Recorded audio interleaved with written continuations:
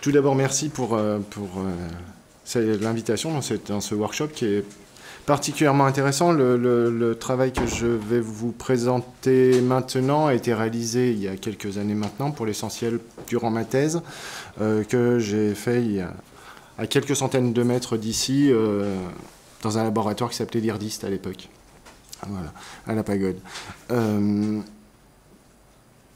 On va faire un tour du côté de l'innovation de laboratoire. Voilà, c'est pas de l'innovation industrielle, c'est de l'innovation de laboratoire. Et je vais vous parler du travail d'Edmond Becquerel en essayant de mettre en évidence les éléments biographiques qui permettent de comprendre son cheminement scientifique dans les relations familiales, dans les relations professionnelles, et puis en essayant de montrer à la fin, si j'y arrive, j'espère, l'apport ou que l'analyse du travail d'histoire des sciences permet d'amener à la compréhension de la biographie familiale aussi. Voilà, c'est-à-dire essayer de montrer le chemin inverse. Voici Edmond Becquerel.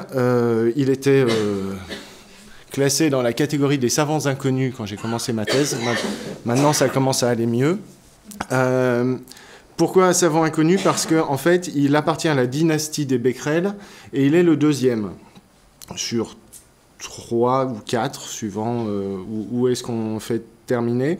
Et il est celui qui avait le moins de place, en tout cas dans l'histoire de cette dynastie, jusqu'à il y a peu de temps. Il est le fils d'Antoine César Becquerel, dit César Becquerel, qui est membre de l'Académie des sciences à l'époque, qui est un polytechnicien qui a participé aux campagnes d'Espagne napoléoniennes et qui, en récompense, a obtenu la création au Muséum national d'histoire naturelle de la chaire de physique appliquée qu'il va occuper, avec rapidement comme assistant son fils Alexandre Edmond Becquerel, qui succédera à son père, avec comme assistant son fils Henri Becquerel, qui succédera à son père. Enfin voilà, c'est une histoire aussi de muséum.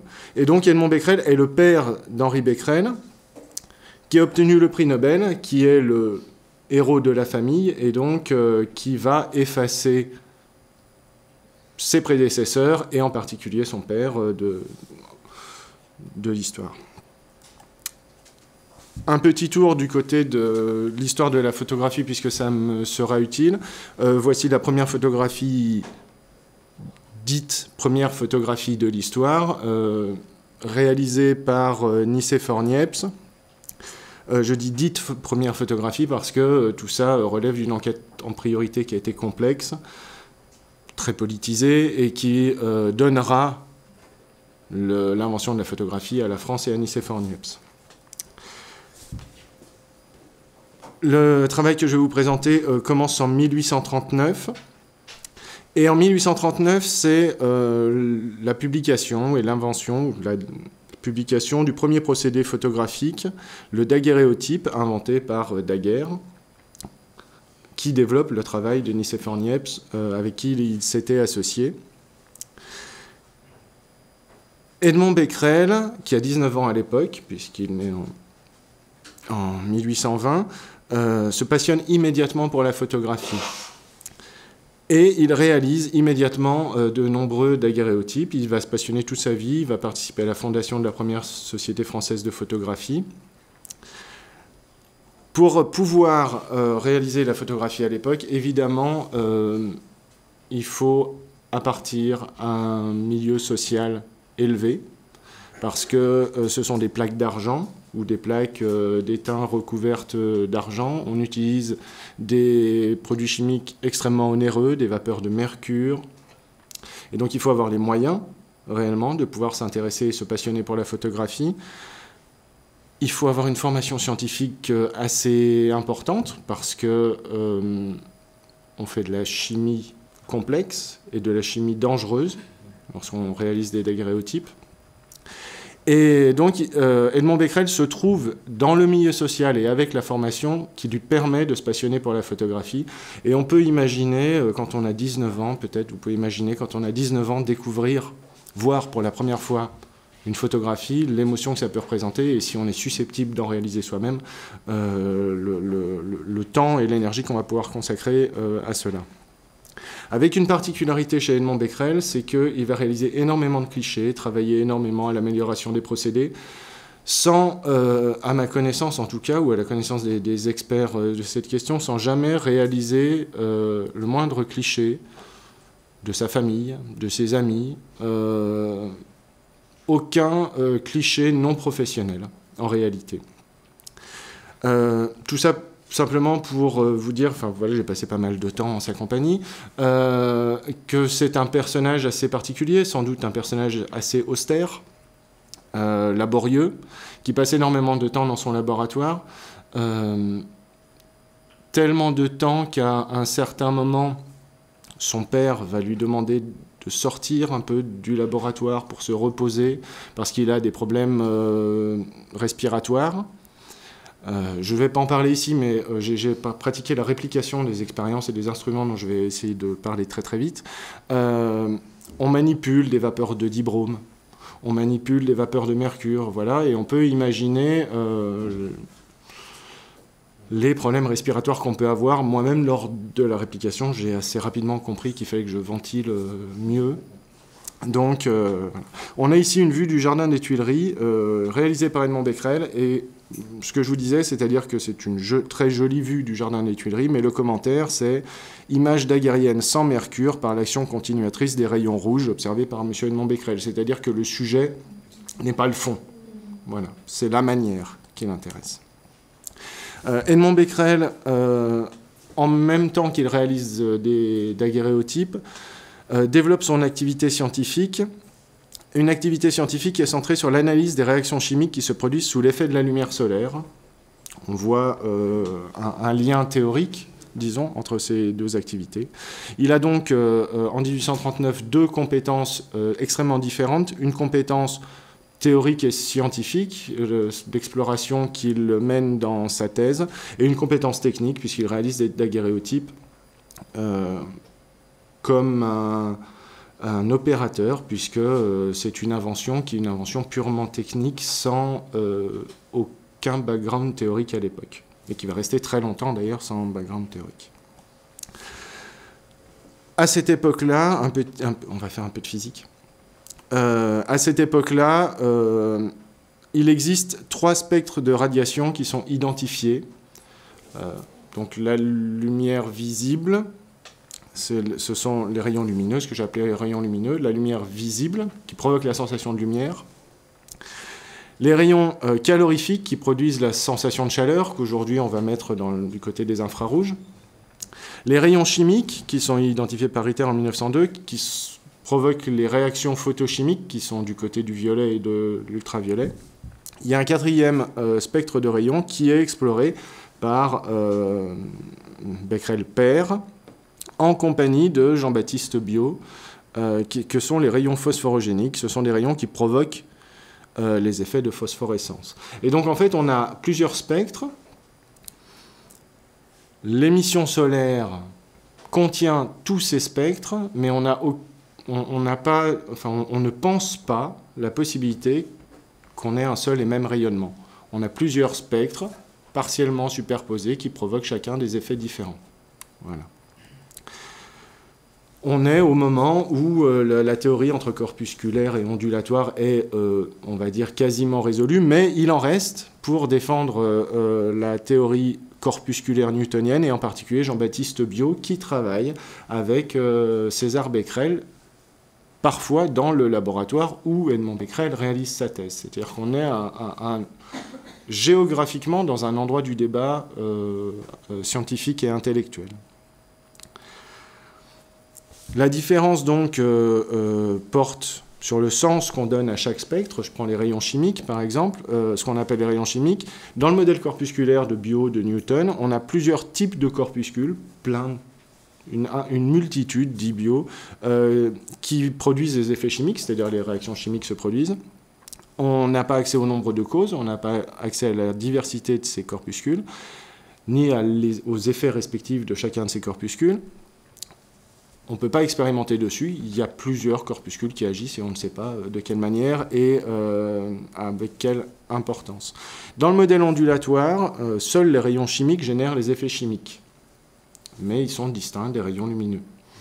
Et dans ce cas-là, puisqu'on a une seule cause qui produise un effet, on peut envisager de mener des expériences pour étudier les rayons chimiques. Et Becquerel va mener des rayons. Un point étonnant dans le parcours de Becquerel, on est en 1840, d'Edmond Becquerel, c'est que du début à la fin de sa carrière, il ne va quasiment jamais prendre position théorique. Et il ne va quasiment jamais donner un avis théorique. Et il va pousser ce raisonnement extrêmement loin. Jusqu'à à la fin de sa carrière, dans les années 1870, publier des ouvrages de plus de 200 pages qui ne sont que des tableaux de mesures et de données, sans aucun... Enfin, il décrit l'expérience, il donne 200 pages de résultats de mesures, en disant loin de moi l'idée d'avoir un avis sur ce qui se passe, mais que celui qui veut développer une théorie soit confiant dans la qualité de ses résultats et les exploite sainement. C'est-à-dire qu'il pousse extrêmement loin. Et ce positionnement vient du positionnement de son père. En fait, Edmond Becquerel, à 19 ans, réussit le concours de l'entrée à la Polytechnique, réussit les concours des grandes écoles et démissionne immédiatement, c'est-à-dire qu'il refuse la place. Et c'est à ce moment-là qu'il devient assistant de son père. L'enjeu, c'est de montrer qu'il est capable, mais de refuser de suivre cette formation. Et on voit là un cheminement particulier, familial particulier, qu'Edmond Becquerel va pousser très loin jusqu'à ne publier plus que des travaux de résultats. Quel est ce positionnement? Eh bien, César Becquerel, en 1842, l'écrit dans son traité de physique. Je vous le lis. « Les théories à la vérité servent bien à grouper les faits pour en faciliter l'étude ou en trouver les rapports mutuels, mais on ne doit y attacher de l'importance qu'autant qu'elles mènent à des découvertes nouvelles. Les théories qui sont infructueuses entre les mains de ceux qui cherchent à les appliquer et qui sont insuffisantes pour expliquer les faits nouveaux doivent être remplacées par d'autres, plus appropriées aux besoins de la science. Au surplus, mieux vaut une bonne série de faits bien coordonnés ensemble qu'une mauvaise théorie, car l'expérience a prouvé depuis longtemps qu'en général, les théories passent et les faits restent. » Et donc on est réellement dans une formation familiale, un cheminement familial qu'on retrouvera aussi dans le travail plus tard d'Henri Becquerel, qui lui va s'autoriser à théoriser, mais ne le fera qu'avec des expérimentations et des observations extrêmement fines et extrêmement pointues. Que fait Edmond Becquerel? Je vais essayer d'aller très vite sur la partie physique, mais pour vous présenter. Edmond Becquerel, dans sa thèse, cherche un moyen d'analyser la manière dont réagissent les substances sous l'effet de la lumière. Voilà. Et il propose une expérience assez simple mais originale. Il s'agit d'un vase, je dois avoir une souris, voilà. Un vase rempli de deux liquides qui ont des densités différentes et donc qui sont superposés. Dans chacun des liquides est dissoute une substance qui peut réagir avec la substance dissoute dans l'autre liquide sous l'effet de la lumière. Et donc la réaction peut se produire qu'à l'interface entre les deux liquides. Et dans chacun de ces liquides, il y a une électrode de platine qui plonge. Et ces électrodes sont reliées à un galvanomètre. Et donc l'idée, c'est qu'on a un équilibre électrochimique. Si sous l'effet de la lumière, il y a une réaction photochimique qui se produit, il va y avoir un déséquilibre électrochimique et l'aiguille du galvanomètre va bouger. Et donc on pourrait envisager de quantifier comment se produit la réaction photochimique, quelle est son importance, voilà, sous l'effet de la lumière. Il publie ça. Comment est-ce qu'il publie ça à l'Académie des sciences? Comment ça se passe? Il a 19 ans, mais papa est membre de l'Académie. Et donc c'est son père qui va systématiquement présenter ses mémoires, les mémoires de son fils, à l'Académie. Il y a une réaction immédiate, donc j'ai représenté le raisonnement pour vous montrer l'apport du père, bien sûr. L'idée d'Edmond Becquerel, c'est simplement de dire que si la quantité de rayonnement est proportionnelle à la quantité de substance qui réagit, et que cette quantité de substance est proportionnelle au maximum de déviation de l'aiguille du galvanomètre, eh bien, en mesurant les déviations d'aiguille du galvanomètre, il pourra remonter à la quantité de rayonnement. Pour vous montrer l'apport familial, eh bien, simplement, cette partie-là, pour les réactions chimiques dites classiques, la déviation de l'aiguille du galvanomètre pour les réactions chimiques classiques a été démontrée par son père qui, pour ce travail-là, a obtenu la médaille Copley. Donc, il y a vraiment une école et la poursuite d'un travail.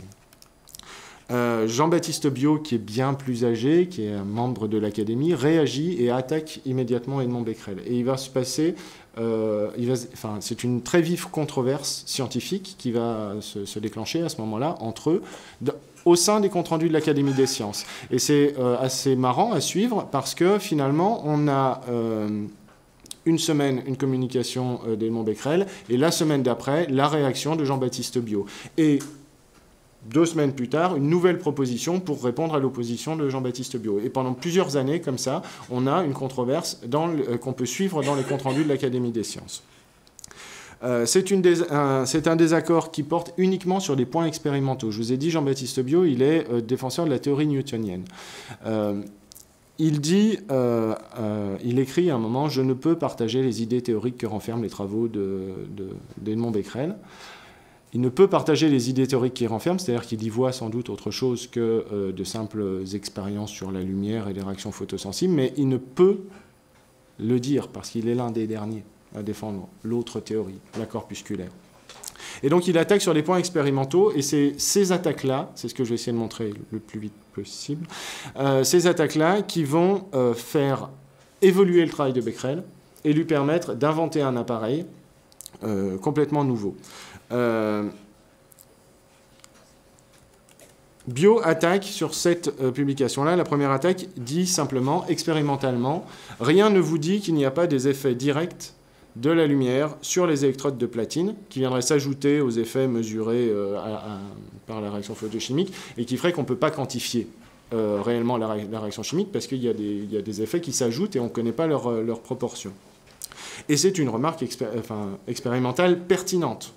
Et donc, il faut que Becquerel y réponde. Et pour y répondre, il va inventer un appareil avec un système d'évaluation différentielle.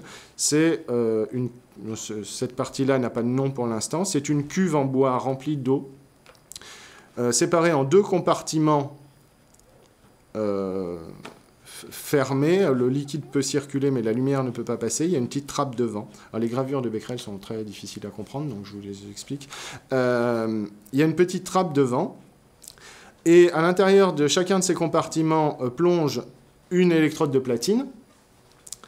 Et ces électrodes de platine sont reliées à un galvanomètre comme précédemment. L'idée est simple. Quand il ouvre la trappe, une plaque est éclairée par la lumière, l'autre reste dans l'obscurité, elle est dans le 2e compartiment, mais elle est en connexion électrochimique par le liquide. Et donc, s'il y a un effet de la lumière sur le platine, il va se produire sur une seule de ces 2 plaques. L'autre, elle reste dans l'obscurité, elle ne reçoit pas de lumière, et donc il va pouvoir mesurer les effets à l'aide du galvanomètre qui est branché là. C'est un procédé différentiel, simplement, mais nouveau pour l'époque, qui va permettre de voir s'il y a des effets. Si la lumière agit sur le métal, il y a des équilibres électrochimiques, et donc le déséquilibre est visible sur le galvanomètre. Et c'est assez marrant parce que Becquerel mesure des effets, dans un premier temps. Il reprend ses électrodes, il les chauffe au rouge, il les décape à l'acide, il les remet, et là il ne mesure plus d'effets. Il va tirer 2 conclusions. La première conclusion, c'est que comme ces plaques, ces électrodes étaient très bien décapées dans l'appareil précédent, il n'y avait pas d'effet qui s'ajoutait, donc il peut garder ses résultats. Mais il va tirer une deuxième conclusion qui est centrale, c'est qu'il va imaginer que sans doute les effets qu'il avait mesurés dans un premier temps avec des électrodes non décapées étaient dus à une fine couche d'impureté, une fine couche de poussière et d'impureté qui était à la surface des électrodes de platine, à la surface des plaques, qu'il a enlevées lorsqu'il les a décapées. Et en fait, que vient-il de se passer? Il vient de mesurer des effets électriques avec le galvanomètre en utilisant des plaques de métal recouvertes d'une fine couche sensible à la lumière. Et il va faire le lien avec son travail qu'il réalise à l'autre bout de la paillasse, simplement, de daguerréotypie, où il utilise des plaques de métal recouvertes d'une fine couche de substance qui réagit à la lumière. Dans le daguerréotype, c'est ça. Et il va imaginer, à ce moment-là, de remplacer ces électrodes de platine par des plaques de daguerréotype. Et il va se mettre à étudier la lumière solaire de cette manière-là. On a un renversement de l'objet d'étude. Jusqu'à présent, il étudiait la réactivité des substances photosensibles sous l'effet des radiations solaires. À partir de maintenant, il va étudier les radiations solaires par l'intermédiaire des substances photosensibles, et en particulier les substances dites photographiques. Et il va proposer un appareil très proche de celui que je viens de vous présenter, qu'il appelle actinomètre électrochimique. C'est un tout nouvel appareil. Actinomètre, ça signifie appareil qui permet d'effectuer des mesures de l'activité de la lumière. Donc simplement, celui-là le fait par des voies électrochimiques. Le voici, c'est la cuve que je vous ai présentée tout à l'heure. Donc on a les deux plaques. Alors, il faut imaginer que cette cuve est tournée de 90 degrés. La trappe que vous voyez là, elle est là, en fait. Voilà, c'est la particularité des gravures des scientifiques. C'est pour qu'on voit bien, mais par contre, on comprend moins bien. Voilà. C'est la cuve, donc avec deux plaques qui, cette fois, sont des plaques d'argent recouvertes d'halogénure d'argent, principalement du chlorure ou du bromure d'argent. Ici, le galvanomètre, qui est très loin pour éviter les perturbations. Et puis, il envoie de la lumière solaire qu'il décompose avec un prisme. Et on voit l'étendue du prisme ici. Et il envoie, à l'aide d'une fente, les radiations solaires visibles une à une. C'est-à-dire qu'il sélectionne des petites portions du spectre solaire et il étudie l'effet électrique que produit chaque couleur du spectre solaire, on va dire, sur les substances photosensibles ou par l'intermédiaire des substances photosensibles. Et il étudie le spectre solaire de cette manière-là. On est toujours dans la controverse. Jean-Baptiste Biot, systématiquement, fait des oppositions. Il faut faire des modifications. Je ne vais pas passer là-dessus. Je vais passer très vite là-dessus. Il annonce en 1841 avoir... Alors, qu'est-ce qu'il fait? D'abord, il envoie des grosses portions de spectre. Il mesure des effets plus importants du côté du violet que du côté du rouge. On sait que les substances photosensibles photographiques en particulier, sont plus sensibles au violet, aux ultraviolets qu'au rouge. C'est pour ça qu'on utilise une lumière rouge dans les labos photo. Et il réduit petit à petit la taille, en resserrant la fente, la taille des portions de spectre qu'il envoie. Et il analyse de manière extrêmement laborieuse, il faut vous imaginer le travail que... Enfin, je l'ai fait, bien moins longtemps que lui, et c'est extrêmement laborieux. En réduisant ces portions, à un moment, il s'aperçoit qu'il y a des zones du spectre solaire qui ne provoquent pas d'effet photochimique. Il en déduit donc qu'il n'y a pas de lumière à cet endroit-là, mais on est dans des portions tellement fines qu'on ne sait pas si on envoie de la lumière ou pas. En analysant tout le spectre, il vérifie la position de 300 des raies que Fraunhofer, les raies d'absorption, que Fraunhofer avait identifiées quelques années avant à l'œil nu. Il obtient l'identité des propriétés, il vérifie la position des raies de Fraunhofer avec un nouvel appareil, avec son appareil à lui, avec son instrument, l'actinomètre électrochimique. Et il montre que les spectres sont parfaitement superposés, les raies sont au même endroit. Et donc, il va, d'une part, conclure que son appareil fonctionne très bien. C'est un principe de vérification en épistémologie. On obtient des résultats anciens avec un nouvel appareil. Ça permet de s'assurer que l'appareil fonctionne. Très discuté, mais moins à l'époque. Et puis, qu'est-ce qui se passe? En fait, ce qu'il a fait, c'est qu'il a trouvé des raies sombres. Jusqu'à présent, je dis dans le spectre solaire, mais dans le spectre chimique solaire, puisque c'est le spectre qui provoque les réactions chimiques qu'il étudie. Il y a les mêmes raies sombres dans le spectre chimique que dans le spectre lumineux. Donc, s'il y a les mêmes raies sombres et au même endroit, c'est sans doute que c'est le même objet qu'il est en train d'étudier. Et il va conclure à l'unicité de ces spectres-là. C'est bizarre. Il va poursuivre son travail. À partir de ce moment-là, Jean-Baptiste Biot continue, à partir de 1841, de la publication de ses résultats, Jean-Baptiste Biot continue à mettre des objections. Il n'y a plus de réponse d'Edmond Becquerel. Donc on voit qu'il considère qu'il a abouti à une validation, parce qu'il cesse de participer à la controverse. Que va faire simplement Edmond Becquerel? Eh bien, il a son spectre solaire qu'il déplace pour envoyer des portions de spectre dans sa cuve. Eh bien, il va simplement continuer à déplacer son spectre dans la partie qu'il appelle au-delà du violet. Après le violet. C'est ce qu'on appelle maintenant, aujourd'hui, les ultraviolets. C'est-à-dire qu'il continue à explorer une zone noire après le spectre lumineux. Et il va mesurer 3 raies sombres dans les ultraviolets, en 1843. Et il va tirer une conclusion, alors je mets les ultraviolets entre crochets, c'est absolument anachronique, existe, et ce qui le prouve, ce sont les raies que l'on trouve dans cette partie du spectre. La conclusion qu'il va tirer, c'est qu'il va trouver les mêmes propriétés, c'est-à-dire des raies sombres, au-delà du violet, et que ces zones sont juxtaposées, c'est-à-dire qu'il déplace simplement son prisme. Donc il va un petit peu plus loin, c'est tout.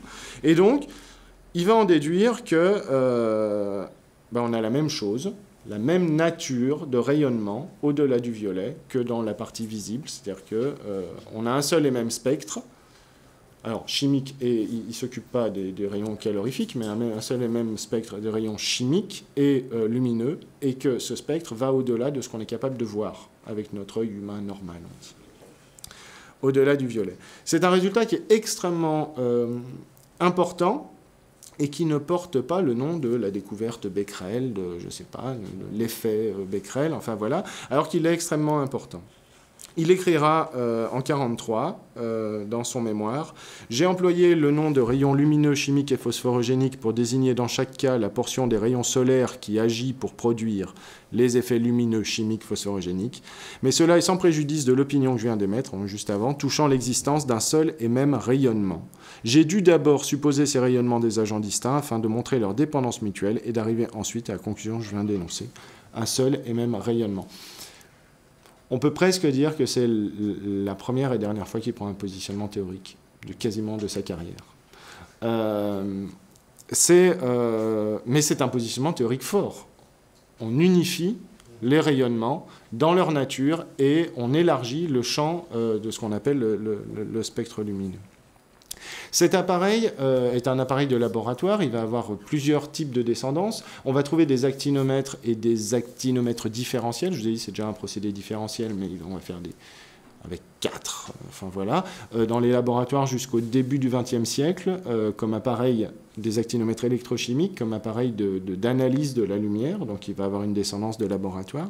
Et puis, il va avoir une descendance du côté de la photographie, c'est-à-dire qu'on a un retour vers la photographie, puisqu'il permet de mesurer la sensibilité des plaques photographiques qu'on va fabriquer ou qu'on va acheter. Et donc, il va devenir l'un des premiers sensitomètres. Si vous avez déjà, peut-être vous avez dans vos greniers des plaques, des boîtes de plaques daguerréotype, ou enfin en tout cas de photographie sur métal, très souvent, on voit que la première plaque sur le dessus, elle est plus courte que les autres. Parce que, à cette époque-là, disons, on coupe un bout de la première plaque de la boîte, qu'on plonge dans quelque chose qui ressemble très très fort à l'actinomètre électrochimique pour mesurer, évaluer la sensibilité de la boîte de plaques qu'on vient d'acheter pour pouvoir ensuite utiliser les autres sereinement. Et dans cet usage-là, il devient sensitomètre. C'est pas anodin parce que Becquerel, socialement, est très très présent dans la communauté des photographes et donc va transmettre aussi ses connaissances. Quelque chose d'assez marrant en termes de biographie, c'est que, alors si on googlise Edmond Becquerel, je ne sais pas ce que ça donne, je ne sais pas si c'est lui le dernier. Non, c'est pas lui le dernier. Il y a 10 ans, c'était lui le dernier. Donc c'est bien, tout se passe bien. Si on googlise Edmond Becquerel, l'essentiel des résultats sur lesquels on va tomber en termes de biographie, ce sont des micro-biographies qu'on trouve sur des sites qui font la promotion des panneaux solaires. Où on dit l'effet photovoltaïque découvert en 1839 par Edmond Becquerel, voilà. Et c'est quelque chose d'assez amusant parce que finalement on fait référence à ce dont je vous ai parlé, c'est-à-dire l'expérience où il va vérifier s'il y a un effet de la lumière sur les plaques de platine et où il va mesurer un effet quand les plaques sont sales. Ce qui n'a absolument rien à voir avec les panneaux solaires, vous m'accorderez. Qui n'est finalement pas de l'effet photovoltaïque, mais plutôt de l'effet photoélectrique, on va dire. Et qu'est-ce qui se passe, en fait, c'est qu'une des seules raisons pour lesquelles Becquerel reste dans les mémoires... Oui. J'ai terminé, en fait, quasiment. Une des seules raisons pour lesquelles Edmond Becquerel reste dans l'histoire, c'est populaire, c'est la découverte de l'effet photovoltaïque. En fait, il invente le nom. L'effet photovoltaïque, c'est l'effet électrique provoqué par la lumière. Il invente le nom, mais pour décrire des effets électrochimiques qui n'ont rien à voir avec les panneaux photovoltaïques. Et donc, malheureusement, une des seules raisons pour lesquelles il reste un peu dans l'histoire, c'est absolument fausse. Pourquoi est-ce qu'il disparaît? Alors, il disparaît parce que son fils devient prix Nobel, et donc, lors du rangement des papiers, des manuscrits et des choses comme ça, par exemple, on va plutôt brûler les papiers d'Edmond pour avoir plus de place pour les papiers d'Henri. Enfin, voilà, on a des traces de cette opération au muséum, vraiment, de ce choix. Voilà. Et puis aussi parce que quand il fait cette découverte qui est cruciale, il a 19 ans.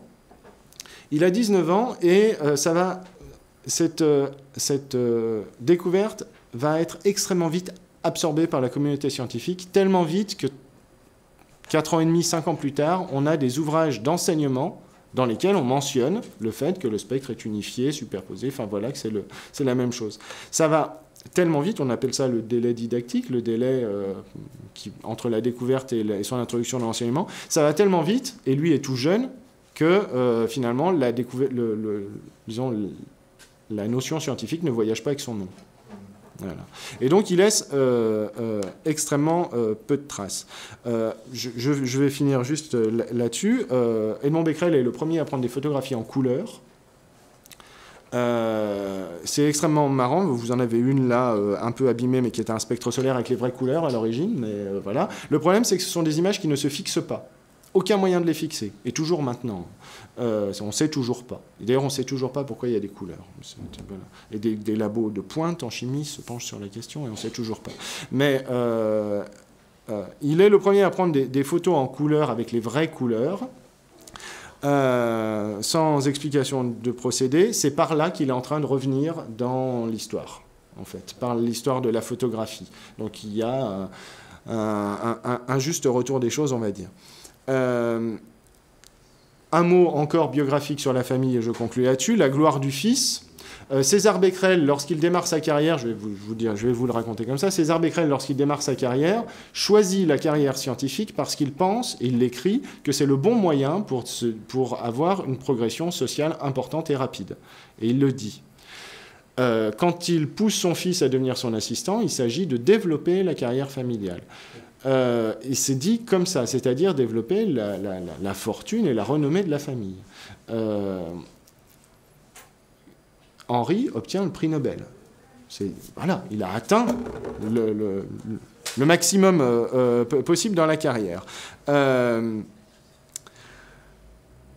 Il y en a un autre après, c'est Jean Becquerel. Alors Jean Becquerel, c'est le 4e de la dynastie. Vous n'avez sûrement jamais entendu parler, parce qu'en fait, il s'est fourvoyé dans une histoire de rayon N, un peu, voilà, une vieille histoire, voilà, à tel point que Henri Becquerel l'a désavoué scientifiquement et familialement. Et le truc marrant dans la dynastie, c'est que les enfants d'Henri Becquerel ont arrêté les sciences. Pourquoi? Eh bien, non, les petits-enfants d'Henri Becquerel ont arrêté les sciences. Pourquoi? Eh bien, on a une lettre. Donc, Henri ne communique plus avec son fils, mais il communique avec ses petits-fils en leur écrivant. Et donc, on a les correspondances. Et il écrit une lettre à son petit-fils. On est dans le premier quart du XXe siècle. Et il écrit à son petit-fils, ton arrière-grand-père a choisi la carrière scientifique pour développer la fortune familiale. Au XXe siècle, ce n'est plus le bon chemin pour y parvenir. Mon cher petit, je t'encourage maintenant à t'engager dans la finance. Et c'est ce qui va se passer pour la famille. C'est-à-dire qu'on voit... Voilà, c'est-à-dire c'était un visionnaire. Hein. On voit que sur tous les chemins, c'était un visionnaire.